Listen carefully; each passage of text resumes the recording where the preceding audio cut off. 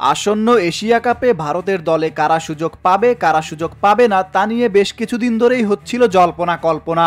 অবশেষে আজ সমস্ত জল্পনা কল্পনার অবসান ঘটিয়ে সূর্যকুমার যাদবকে অধিনায়ক করে 15 সদস্যের দল ঘোষণা করেছে ভারতীয় ক্রিকেট বোর্ড বিসিসিআই। আগামী 9 সেপ্টেম্বর শুরু হবে এশিয়া কাপ। আর ভারতের প্রথম ম্যাচ 10 সেপ্টেম্বর। সেদিন তাদের প্রতিপক্ষ স্বাগতিক সংযুক্ত আরব আমিরাত। ঘোষিত স্কোয়াডে ভারতীয় দলের ওপেনিংয়ে অভিষেক শর্মার সঙ্গী হয়েছেন সঞ্জু স্যামসন ও শুভমান গিল। মাঝে অধিনায়ক সূর্যকুমারের সঙ্গে থাকছেন তিলক ভার্মা, জিতেশ শর্মা ও রিঙ্কু সিং। গ্লাভস হাতে উইকেটের পিছনে দায়িত্ব পালন করবেন স্যামসন ও জিতেশের মধ্যে যে কোনো একজন। শঙ্কার অবসান ঘটিয়ে দলে জায়গা করে নিয়েছেন জসপ্রীত বুমরাহ। দলের সেরা পেসারের কাঁধেই রয়েছে বোলিং ইউনিটের গুরুদায়িত্ব। এছাড়াও পেস বোলিংয়ে তাকে সহায়তা করবেন আর্শদীপ সিং ও হর্ষিত রানা।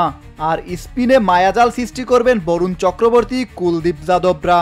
তাদের সঙ্গে বোলিং বিভাগকে সহায়তা করবেন 3 অলরাউন্ডার হার্দিক পান্ডিয়া, শিবম দুবে ও অক্ষর প্যাটেল।